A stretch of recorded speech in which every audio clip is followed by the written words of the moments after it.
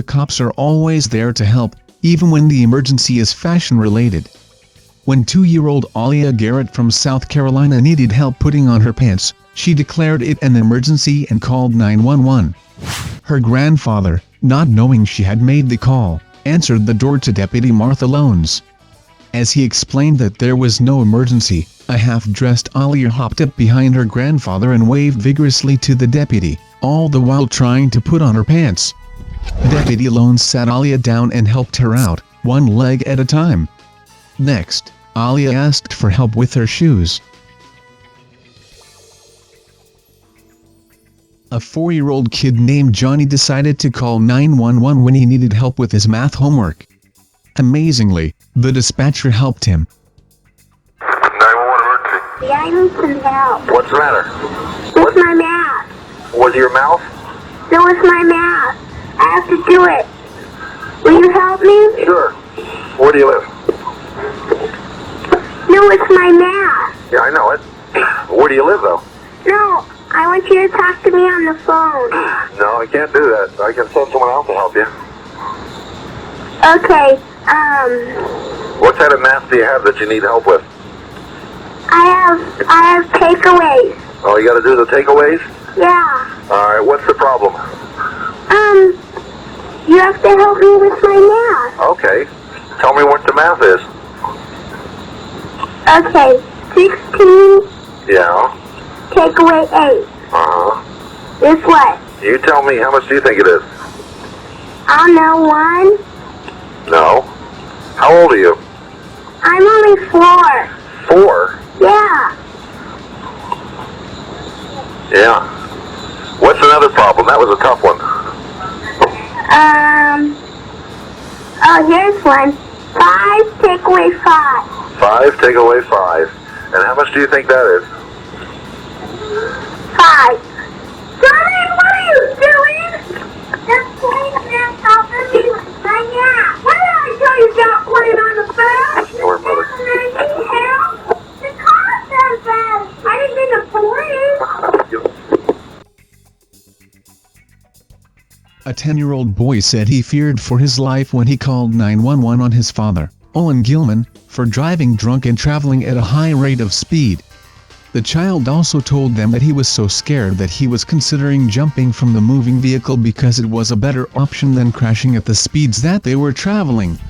Moments later, the call was lost as it was being transferred to Connecticut State Police.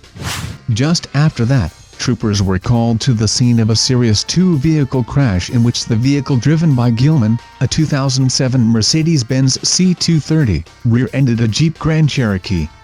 The collision sent the Jeep and its occupant 50 feet off the shoulder of the interstate and down an embankment where it overturned. The 10-year-old boy and his sister were brought to a local hospital and treated for lacerations suffered in the crash. Gilman was uninjured, but was immediately arrested after failing a field sobriety test.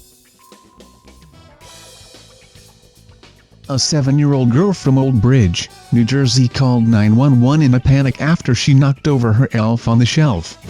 Isabel Lamperuta was terrified she had ruined Christmas, as she thought the elf would lose its magic after she accidentally hit it with a ball. The police are required to visit a home if a child calls 911.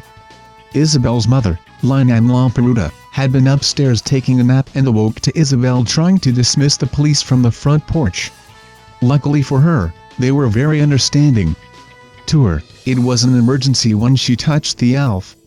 She's going to ruin Christmas, so that was her emergency. In her mind, she did right, and it was fine with us.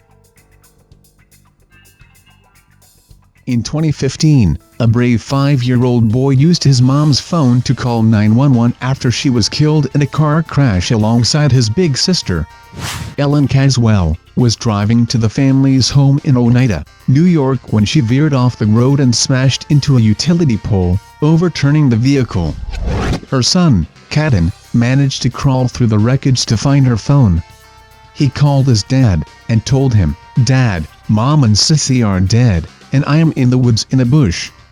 The father knew his phone battery was fading, so he told the boy to dial 911 to get help. The boy told the dispatcher his mother and sister were dead, and he didn't know exactly where he was, but police found the vehicle after Caden honked its horn. A woman is facing charges of child neglect for leaving her 5-year-old son and 10-month-old baby alone in an apartment without any food. Darnessa Robinson's son ended up calling 911 to request police help because he was hungry and didn't know what to do. A neighbor told reporters that she watched the cops bring McDonald's to the little boys and feed them. Police say the children had been left alone in the home for more than 4 hours. A Woodbridge woman is facing a child neglect charge after the 1-year-old girl she left home alone called 911. Police came to the home to investigate a 911 call. When they arrived, they found the front door open and a small child alone in the home. Police say Felicita Ortiz Sordo, a relative of the child, returned to the home a short time later. Sordo was charged with abandonment of an infant.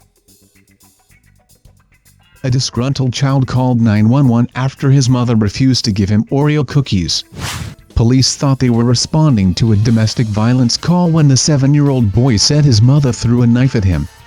"Kathy is throwing stuff at my face, and I almost died, and she threw a knife at me," the boy told the dispatcher. The dispatcher asked for Kathy's age and wanted to know her relation to the boy. "She's my birth mom," he answered. The dispatcher then told him a police officer was going to come by. When officers arrived, they found no signs of abuse. They discovered that the boy called the police on his mother when she refused to give him any more Oreo cookies. They then talked to him about the importance of dialing 911. A 14-year-old girl in Florida called 911 at 4 a.m. to ask if she could be taken to a Christian refuge because she could hear her 35-year-old mom and her mom's boyfriend having sex. The teen said that while she was not being abused or neglected, she was being disrespected and wanted out. The girl was later put in touch with a care worker at a children's home but ultimately decided that she would be better off staying with her mom despite the occasional moans. In 2015, a 5-year-old Aurora boy became a superhero after calling 911 when his mother went into diabetic shock. Aiden Byers' mom, Tara Gunderlock, is a type 1 diabetic who was incoherent when he called 911 for help. There were no other adults around, but Aiden remembered that his grandmother had taught him how to make an emergency call. The boy told the 911 dispatcher that he didn't know what was happening to his mother. "She's sleeping, and she opens her eyes, but she never answers me," he told the dispatcher. He didn't know his address, so the 911 dispatcher traced the call and paramedics were soon on their way.